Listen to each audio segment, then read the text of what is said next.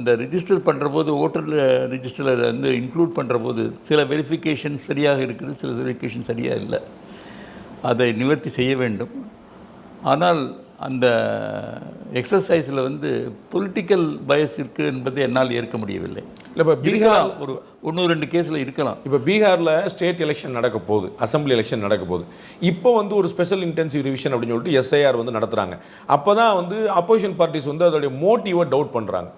இப்போது எலெக்ஷன் கமிஷனுக்கு the right to conduct election இல்லை, not only conduct election, right to conduct a proper survey of voter register. அதில் தவறுகள் இருந்தால் அதை எடுக்க வேண்டும். அதனால் அவங்க வந்து ஒரு டிசைட் பண்ணுறாங்க. சப்போஸ் அவங்களுக்கு நிறைய கம்ப்ளைண்ட் வந்திருக்குன்னு வச்சுங்க, நிச்சயமாக வெரிஃபை பண்ணணும். அந்த வெரிஃபை பண்ண இப்போ நான் தலைமை தேர்தல் நடந்தபோது தமிழ்நாட்டிலே ஒரு 3 கான்ஸ்டிடியூவன்சிஸில் இப்போ கம்ப்ளைண்ட் பண்ணாங்க நிறைய இரெகுலாரிட்டிஸ். நாங்கள் வந்து ஸ்பெஷல் டீம் அனுப்பிச்சு வெரிஃபை பண்ணி 2 தொகுதியில் குளறுபடிகள் இருந்தது, சில டிஃபிஷியன்சிஸ் இருந்தது என்று அந்த தேர்தலை ஒத்தி வைத்தோம்.